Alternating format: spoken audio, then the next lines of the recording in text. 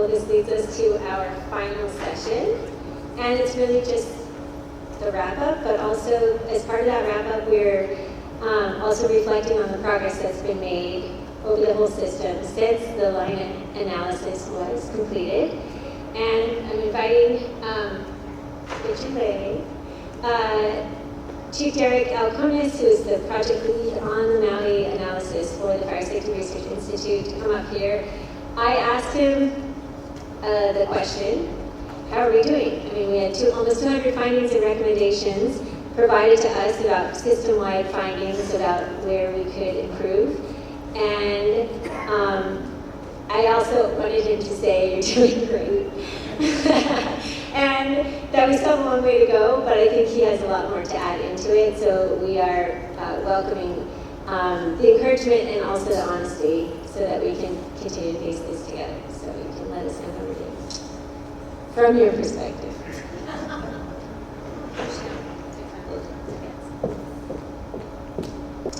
Thanks, Elizabeth. Well, first, before I get started, Chief Ventura and Victoria, I see Chief Ventura right there, because I never had an opportunity to say thank you. And so many people are just expressing gratitude in their comments, and I also want to echo that, because when we came on scene shortly after the Lahaina fire, and there was a lot of trauma going on, right? There was a lot of suffering, a lot of sadness, a lot of loss.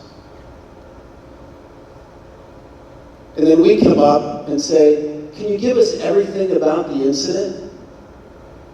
I mean, that's just not cool.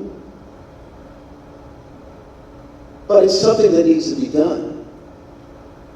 Because you can't learn from an event unless you study it. They were gracious. At times it was difficult because there was other competing entities involved with our request. And people that wanted that information as well. But nonetheless, the County of Maui prevailed, produced the material, we were able to study it down into the details, and that was the difference from our learning from a research institute and what we were providing to the state upon their request. And what came from that was 84 recommendations, 84 findings, 140 recommendations. Now, the other thing I wanted to talk about was so many expressions, like what we've learned here in these last 2 days can't be learned anywhere. Like getting the experiences of everybody and learning from what they've been doing since that event on August 8, 2023 has been remarkable. And yes, I have slides, and I have a lot of detail that I could show about all the things that are going on. But I'm not going to bore you with that. Because you've already heard it from the people that have lived it. And a lived experience is much more important than some talking head from California. Even though my Samoan mother would say, hey, you're more Samoan than California. So one of the things I want to leave you with was there's 3 characteristics of, okay, let me go back here. I represent Underwriters Laboratory Research Institute. We've got a bunch of engineers. We look at numbers, we look at data, we look at a lot of stuff, man, getting into the details, trying to distill the facts and relate those facts via findings, recommendations, leading us to more experience, more learnings, hopefully getting the codes, the standards, guidance, documents that will make our world a safer place. That's our goal. underwriters. However, the human side interests us just as much. And as you study these incidents, and as we listen to people's stories, we hear it come out. And the importance of these human connections and these human organizations that make the work happen.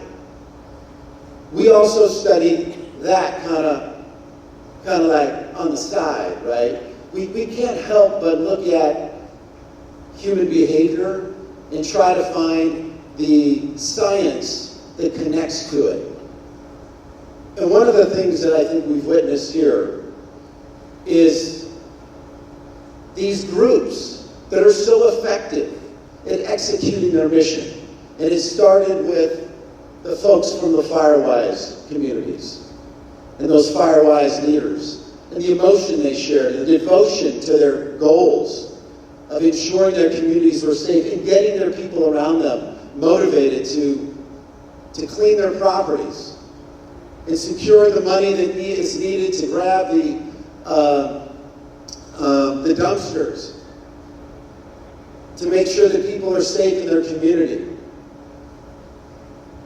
The science behind that is that effective, positive groups that have a positive culture share many different characteristics, 3 of which have appeared in many scientific journals. And there's one out of the University of Michigan, I can't remember the guy's name.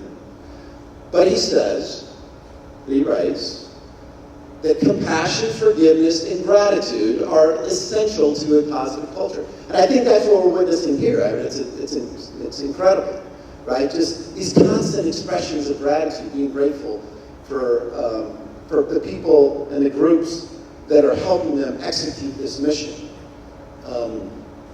And that's impressive. And it's the reason why I believe that addressing these priorities in the state is kind of blown us away as an institute. So the governor asked us, I mentioned this yesterday, yeah, you got all these findings and recommendations, put them in 10 priorities for the state, put them in 10 priorities for the county. This is one for the state. And I sat down with State Fire Marshal Tory Booth. I sat down with Elizabeth and her staff and said, tell me what's going on. Let's go through this list. And then we documented it, just like we document all things that we touch at the Institute. And 40 pages later, those are the highlights, by the way. I imagine it's probably a 400-page document of all the things that were going on. In each one of these areas, to strengthen your resilience and your preparation to wildfire. So that's, to say that we weren't impressed is an understatement, because of the speed of that's happening and the beauty of what you have here in the state of Hawaii is this community, this desire to work together, to collaborate. We've heard it several times. We've witnessed that in our review of what you've done since 2023. So,